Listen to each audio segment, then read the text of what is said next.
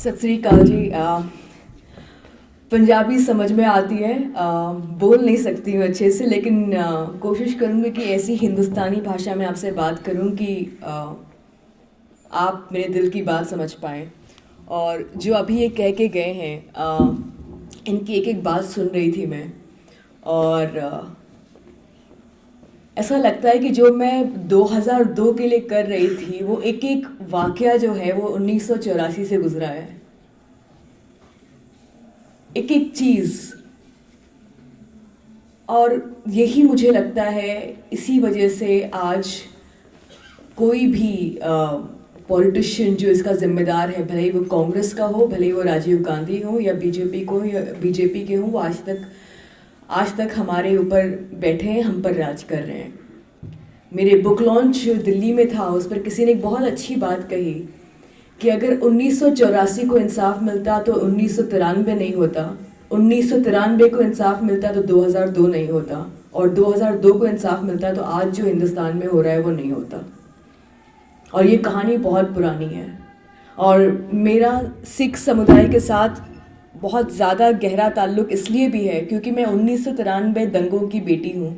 9 साल की थी मैं जब हमारे दरवाजे पर चिपका दिया गया चलो अयोध्या 6 दिसंबर। मेरे पिताजी जो हैं स्कूल टीचर थे, और हमारा घर जो है एक आरएसएस की शाखा के बिल्कुल बगल में था। तो जब टीचर्स डे होता था तो वो आके हमारे पिताजी के हाथ में धागा बांधते थे, और अचानक 6 दिसंबर को हम सब मुसलमान हो गए। और हमको ख़बर मिली कि मैं और मेरी बहन जो है, मैं उस वक्त 9 साल की थी और मेरी बहन कुछ 14 साल की थी, हमको रात को उठा लिया जाएगा। घर में एसिड की बोतलें फेंकी गई, बहुत कुछ लिखा गया। इकलौती मुस्लिम फैमिली थी उस वक्त, शायद और कोई मुसलमान हमारी मदद के लिए नहीं आया कहीं और से, लेकिन हमारे पड़ोसी हैं बग्गा जी आए और मुझको और मेरी बहन को एक अपने लोहड़ी का वक्त था उस वक्त, लेकर गए, और वहाँ उन्होंने 1 महीने तक अपनी बेटी बनाकर रखा उन्होंने हमें। तो मेरा सबसे बड़ा, अगर हमारे साथ, हमारे घर के साथ सबसे बड़ा एहसान किसी का है वो सिख परिवार का है, क्योंकि अगर आज मेरी इज्जत के साथ अगर मैं खड़ी हूँ और मेरा घर खड़ा है तो वो सिख परिवार के साथ है। और मुझे लगता है उनके दर्द में, आपके दर्द में और मेरे दर्द में कोई फ़र्क नहीं है। हम सबका दर्द एक जैसा है। 1984 में जब दंगे हुए, उसके बाद अभी ये कह रहे थे राजीव गांधी का स्टेटमेंट कि जब बड़ा पेड़ गिरता है तो छोटे छोटे तकलीफ़ें हो जाती हैं लोगों को, वही दर्द हमारा भी है। और मुझे स्पेशली मुझ जैसे जर्नलिस्ट का, जिन्होंने 2002 के दंगे कवर किए हैं, उस वक्त जो हमारे चीफ मिनिस्टर थे वो खुलेआम भड़का रहे थे कि ये मुसलमान हैं, ये 4 बच्चे पैदा करते हैं, ये कीड़े मकोड़ों की तरह पल रहे हैं, और दंगे भड़का रहे हैं, और आज वो हमारे प्रधानमंत्री बन के बैठे हैं। तो आपका दर्द मुझसे ज़्यादा कोई नहीं समझ पाएगा।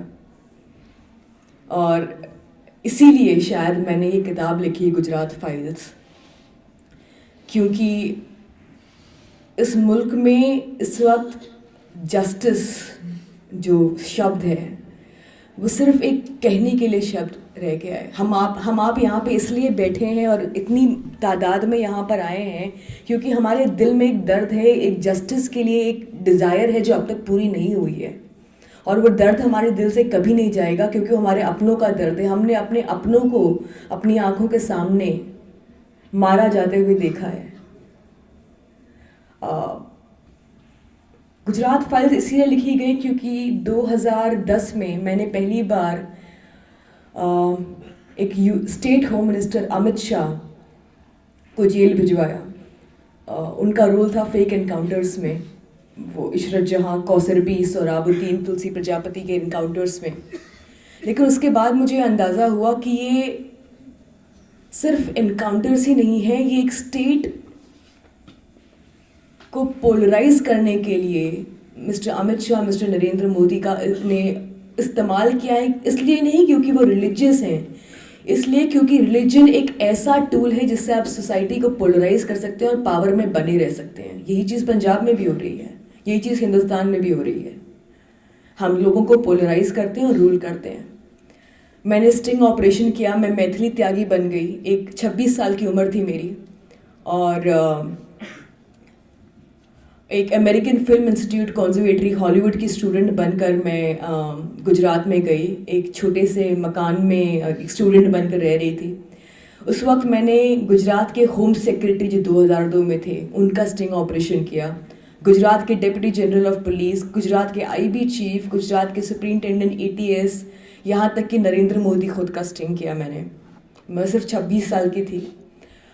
और मुझे याद है कि जिस दिन मैं नरेंद्र मोदी को मिली उसके फ़ौरन बाद मेरे ऑफिस ने मुझे बुला लिया, क्योंकि वो डर गए थे कि नरेंद्र मोदी 2014 में आएंगे तो ऑफिस बंद करवा देंगे।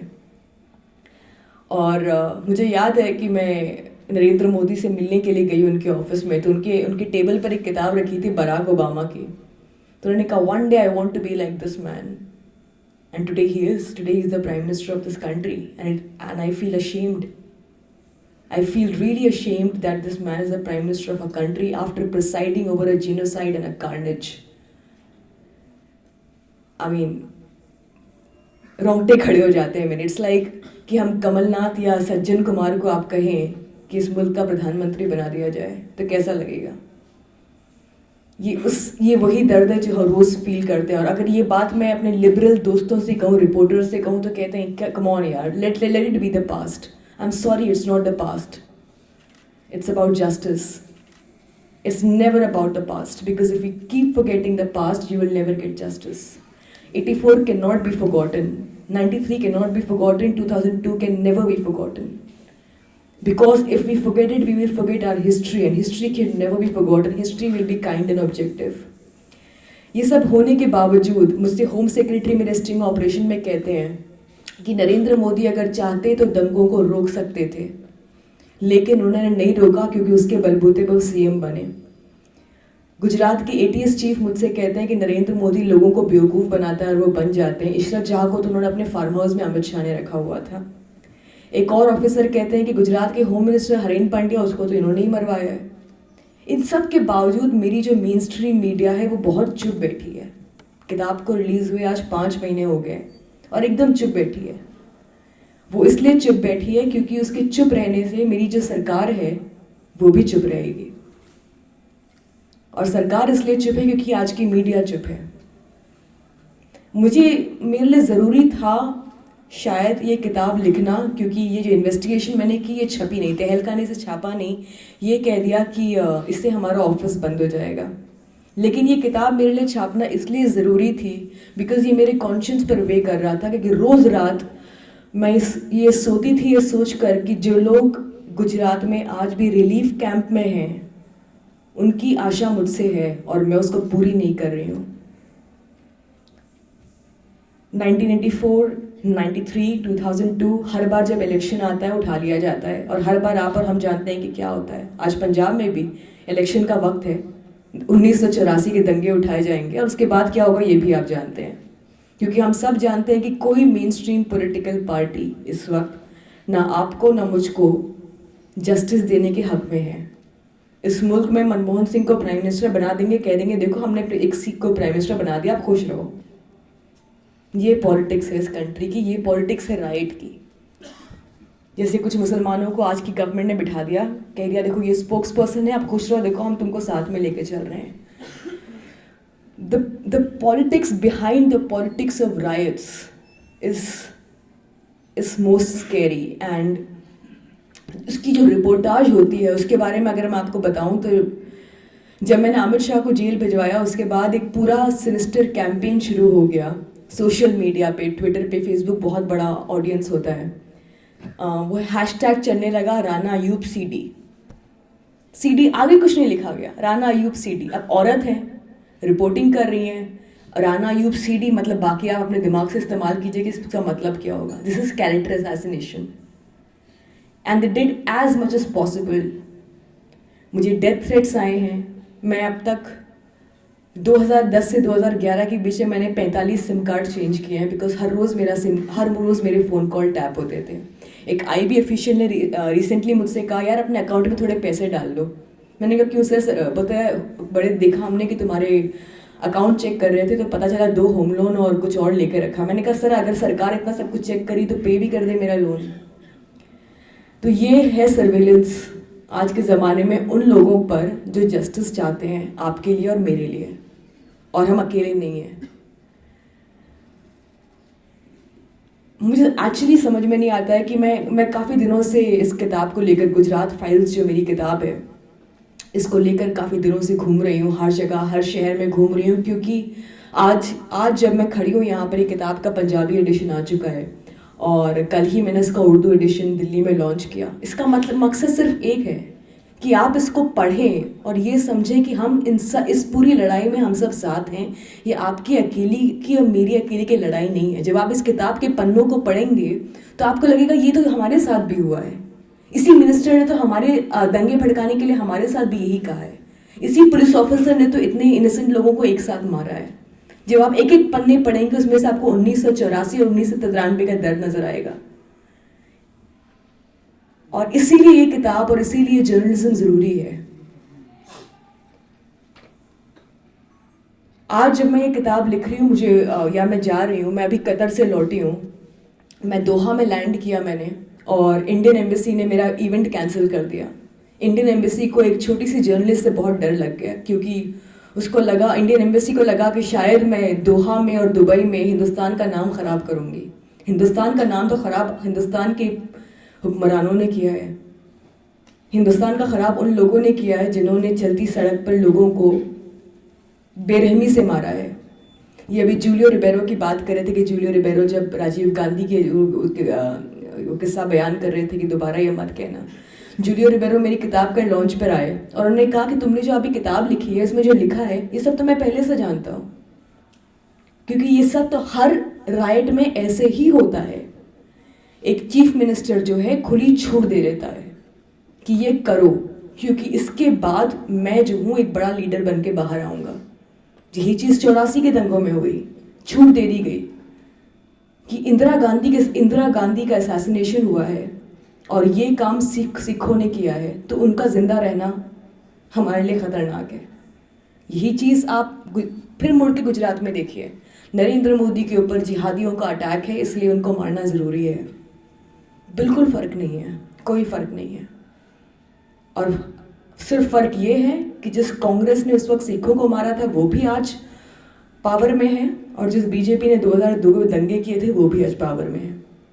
और हम जैसे लोग यहाँ बैठ के स्पीच सुन रहे हैं मेरी, अनफॉर्चुनेटली, और हम सबकी हम यही बातें करेंगे। हम फिर किसी फंक्शन में जाएंगे, फिर वही बातें सुनेंगे, फिर उन्हीं लोगों को इलेक्ट करेंगे और ये कहानी चलती जाएगी। क्योंकि कहीं ना कहीं हमने अंदर से सोचना बंद कर दिया, हमने अपने ज़मीर को झिझोड़ना बंद कर दिया, क्योंकि हम थोड़ा एक as a com, as an Indian community हम बिखर गए हैं और एक मरे हुए कॉन्शियंस के लोग हैं। हम स्पीच में आते हैं और तालियां बजाते हैं और अपने घर चले जाते हैं। माफ़ कीजिएगा मेरी ज़ुबान से, लेकिन ये मेरा दर्द है, आपका और मेरा मुश्तरका दर्द जो इस वक्त बोल रहा है। क्योंकि ये वक्त, ये आप लोग जो खड़े हैं, ये अगर आप स्पीच सुनकर अपने घर चले जाएंगे और अपनी रूटीन ज़िंदगी में दोबारा चले जाएंगे तो इनकी, मेरी स्पीच का और इनकी स्पीच का, और जो यहाँ दिग्गज बैठे हैं इनकी स्पीच का कोई फ़र्क नहीं पड़ेगा। आपके पास हथियार हैं, आपके पास सोशल मीडिया, आपके पास पेन का हथियार है। जस्टिस को और हिस्ट्री को हम नहीं भुला सकते, तो कोशिश कीजिए कि अपनी आवाज़ उठाएं, कोशिश कीजिए कि रोज़ इस बारे में कुछ लिखा जाए, कोशिश कीजिए कि आज जो इतने लोग यहाँ बैठे हुए हैं उनकी आवाज़ हमारे दिल्ली तक पहुँचे और उनको एहसास हो कि हमारे साथ कितनी ज़्यादती हुई है। और जब तक ये हम एहसास नहीं दिलाएंगे, ये पावर में फिर आ जाएंगे और फिर हमारे साथ वही करेंगे, और फिर कोई दंगा होगा, भले ही पंजाब में या दिल्ली में या बम्बई में, जहाँ पर सिख, मुस्लिम, क्रिश्चियन मारे जाएंगे फिर, क्योंकि हम जिंदा नहीं हैं। तो मेरी आपसे यही गुजारिश है, मेरी किताब है यहाँ पर, मैं खुद हूँ यहाँ पे लोग हैं, थोड़ा सा अपने ज़मीर को जगाइए और थोड़ा सा जो आप, और ये सोचिए कि इस इंसाफ की लड़ाई में आप अकेले नहीं हैं। ये सिख की लड़ाई नहीं है, ये हिंदू की लड़ाई नहीं है, पंजाबी की लड़ाई नहीं है, ये क्रिश्चियन की लड़ाई नहीं है, ये जस्टिस की लड़ाई है, ये उस इनोसेंट खून की लड़ाई है जो बहा है। That's all I can ask you and tell you. Thank you so much for hearing me.